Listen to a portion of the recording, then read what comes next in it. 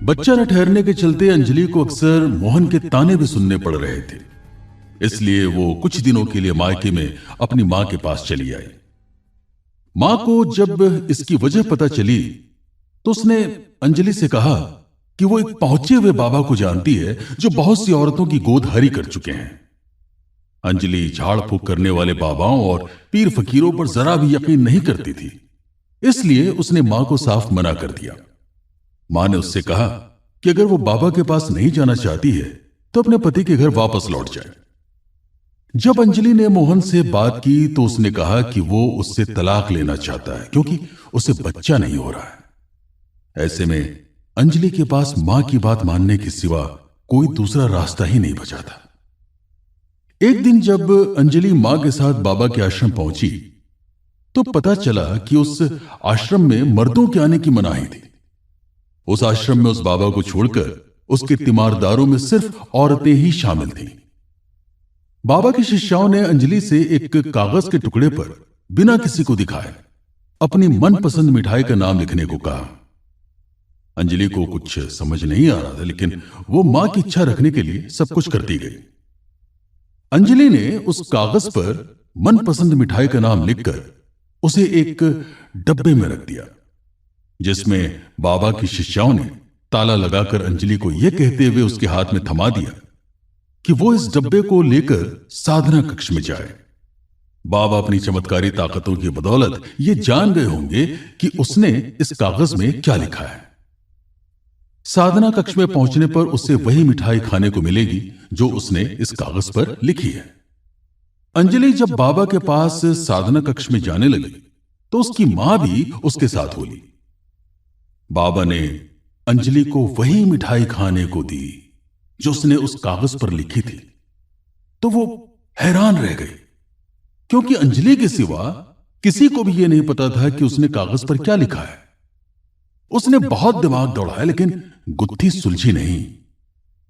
समस्या जानकर बाबा ने अंजलि से कहा, अगर तुम पेट से होना चाहती हो तो तुम्हें रात भर इस कमरे में अकेले ही रहना होगा, क्योंकि यह मेरा साधना कक्ष है।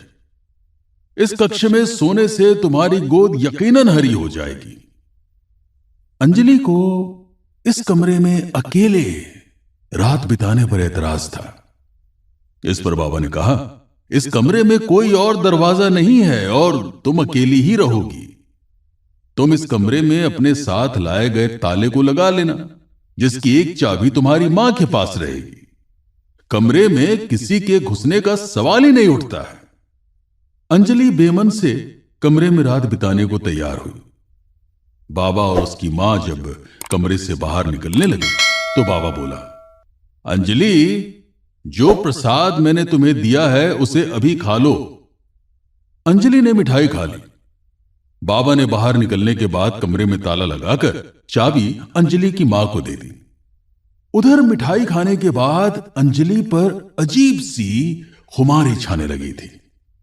वो अपनी सुध बुध खोने लगी थी और उसकी नींद तब खुली जब दूसरे दिन की सुबह उसकी मां ने बंद कमरे का दरवाजा खोला।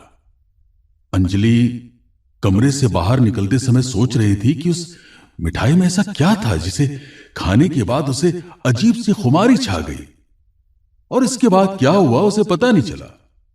लेकिन वो बेफिक्र भी थी क्योंकि उस कमरे की चाबी उसकी मां के पास थी और कमरे में घुसने का कोई दूसरा दरवाजा भी नहीं था। अंजलि को बाबा के आश्रम से लौटे 2 महीने बीत चुके थे कि एक दिन अचानक उसे उल्टियां होने लगी। उसने अपने डॉक्टर दोस्त रमेश से जब चेकअप कराया तो पता चला कि वो पेट से है। डॉक्टर रमेश की बात का अंजलि को यकीन ही नहीं हुआ क्योंकि उसे पति से अलग हुए 5 महीने से ऊपर बीत चुके थे। फिर वो पेट से कैसे हो सकती है? अंजलि ने डॉक्टर रमेश से कहा, डॉक्टर साहब, आप एक बार फिर से रिपोर्ट देख लीजिए, कहीं ऐसा ना हो कि जांच रिपोर्ट में कोई खामी हो। लेकिन डॉक्टर रमेश ने कहा कि उसकी रिपोर्ट बिल्कुल सही है और वो पेट से है। घर पहुंचने पर अंजलि ने अपनी मां से पेट होने की बात बताई तो मां की खुशी का ठिकाना नहीं रहा। लेकिन जब अंजलि बोली कि वो मोहन से 5 महीने से मिली ही नहीं है तो ऐसा कैसे हो सकता है? अंजलि बोली, मां, बाबा के आश्रम में मेरे साथ रेप किया गया है। कहीं तुमने बाबा के साधना कक्ष की चाबी किसी को दी तो नहीं थी? मां बोली, नहीं नहीं, मैंने सारी रात चाबी अपने पास ही रखी थी और सुबह दरवाजा भी मैंने ही खोला था। अंजलि यह बात मानने को तैयार न थी। उसका कहना था कि बाबा के आश्रम में ही रेप हुआ है, जिसके चलते वो पेट से हुई है। लेकिन उसकी मां बाबा के खिलाफ एक बात सुनने को राजी न थी। वो तो इसे बाबा का चमत्कार मान रही थी। अंजलि ने यह बात जब मोहन को फोन करके बताई तो उसने उस पर ही चरित्रहीन होने का लांछन लगा दिया और कभी भी फोन न करने की बात कहकर फोन काट दिया। उधर अंजलि को पूरा यकीन हो चुका था कि उस रात बाबा के आश्रम में उसके साथ कोई तो हम बिस्तर हुआ था।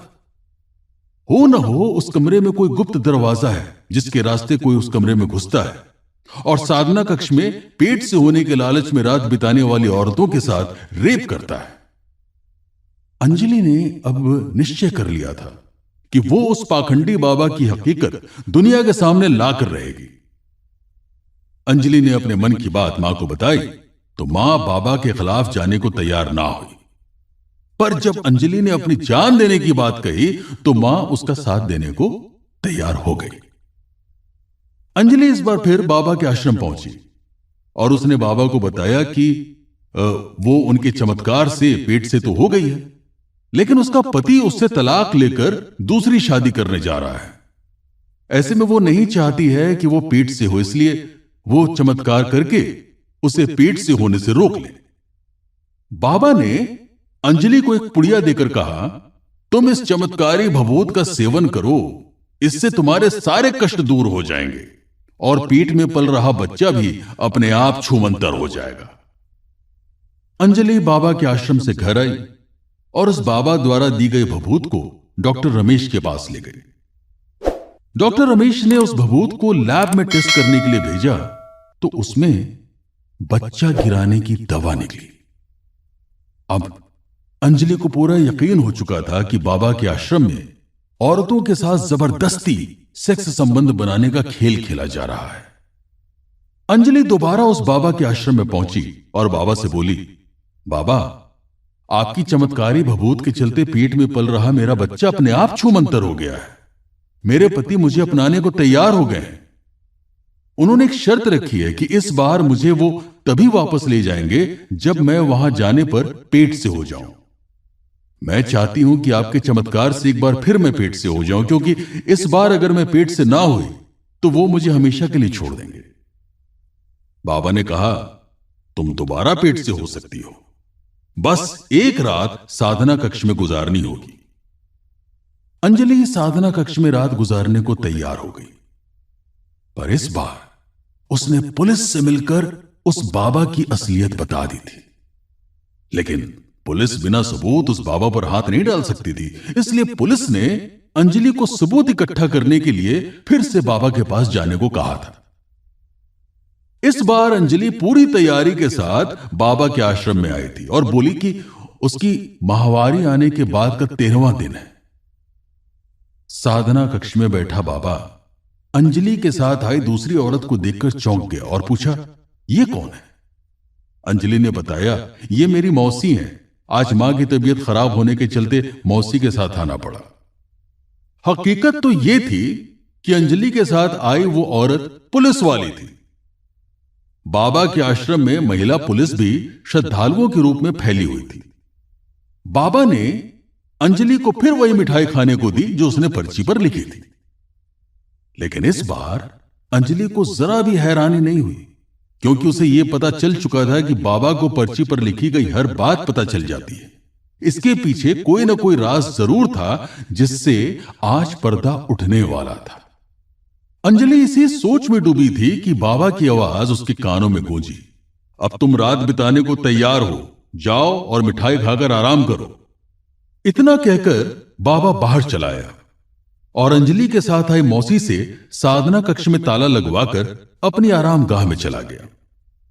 साधना कक्ष में बंद अंजलि ने इस बार बाबा की दी हुई मिठाई नहीं खाई। वो बाबा का हर राज जान लेना चाहती थी। उसने जब कमरे को बारीकी से देखा तो ऐसा कुछ नजर नहीं आया जिससे उस कमरे में आने के दूसरे रास्ते के बारे में पता चल पाए। तभी अंजलि की नजर बाबा के साधना कक्ष के कोने में रखी अलमारी पर गई। उसने जैसे ही अलमारी के दरवाजे का हैंडल पकड़कर खोला तो दरवाजा खुल गया। यह देखकर अंजलि चौंक गई, क्योंकि वो नाम मात्र की अलमारी थी।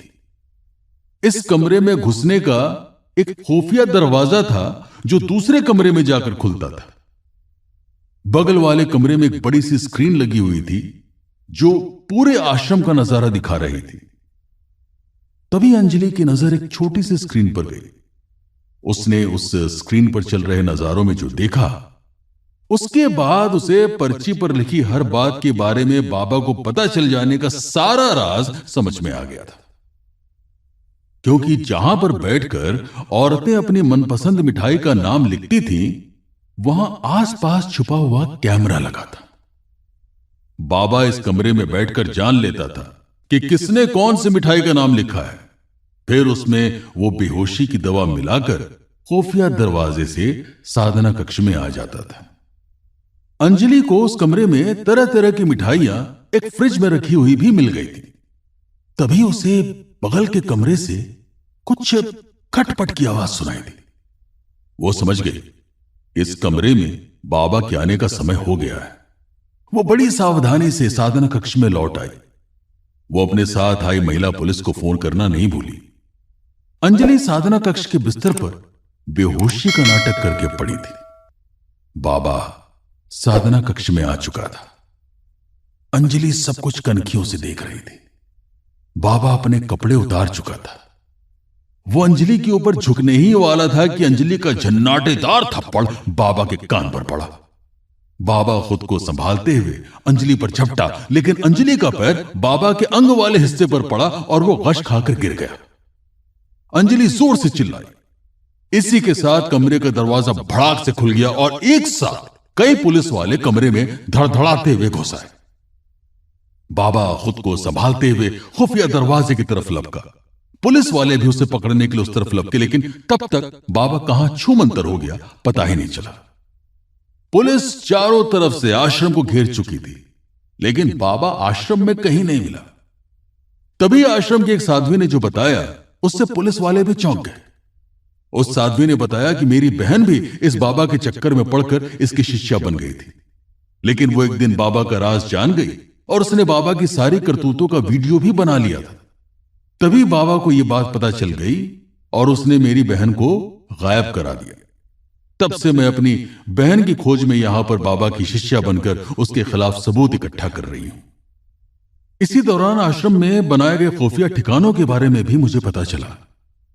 बाबा ने आश्रम के अंदर एक खुफिया कमरा बना रखा है, जिसमें वो खुद के खिलाफ जाने वालों को न केवल कैद करता है, बल्कि उनकी हत्या करके उन्हें वहीं दफना भी देता है। उस शिष्या ने पुलिस वालों को आश्रम के पीछे झाड़ झंखाड़ में बने गुप्त रास्ते से उस खुफिया कमरे तक पहुंचा दिया। वहां छिपा बाबा धर दबोचा गया। उस कमरे से पुलिस को भारी मात्रा में हथियार और कैद की गई औरतें भी मिली। उस कमरे में कई कब्रें भी थी, जिनकी खुदाई से कई औरतों की अस्थियां बरामद हुई। अंजलि की सूझबूझ से पाखंडी बाबा के साधना कक्ष में औरतों के पेट से होने का राज खुल चुका। अगर आपको ये कहानी पसंद आई तो इस वीडियो को लाइक करके चैनल को सब्सक्राइब करें और अपने सुझाव हमें कमेंट करके दें। ये बिल्कुल फ्री है, हमें आपके सपोर्ट की जरूरत है।